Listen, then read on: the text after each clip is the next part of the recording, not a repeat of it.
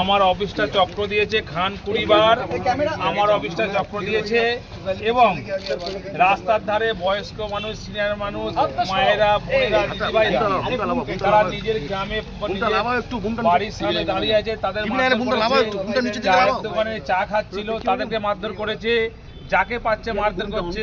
এই ধরনের নির্যাতন যেভাবে ইসিআই অর্ডার দিয়েছেন কি জানি না, কিন্তু এখানে পুলিশ অবজারভার এবং সিআরপিএফ যে ধরনের নোংরামি করেছে তার যোগ্য জবাব ফলতা সাধারণ মানুষ ভোটাধিক পদ্ধতিতে এবং গণতান্ত্রিক পদ্ধতিতে দেবে, এটা আমরা বিশ্বাস রাখি।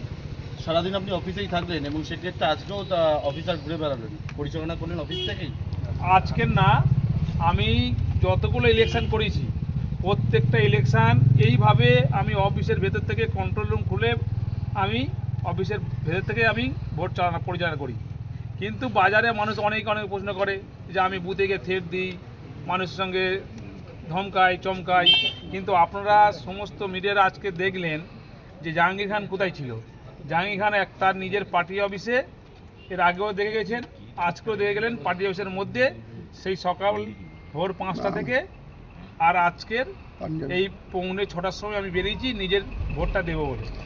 এটা শুধু এই বছর নয়, 3 দিন ধরে যে সিঙ্গাম আর পুষ্পার যে লড়াই, সেটা কি বলবেন? পুষ্পা কি ঝুঁকলো? पुष्पा झुकेगा नहीं। जहांगीर जी, आपके यहाँ पे लगातार जयपाल शर्मा पैरा फोर्सेस को लेके चल रहे हैं, लाठीचार्ज हुआ है कई जगह पे। শুরুটা ওরা করেছে, শেষটা আমরা করব। সেটা কিভাবে শেষ করবেন?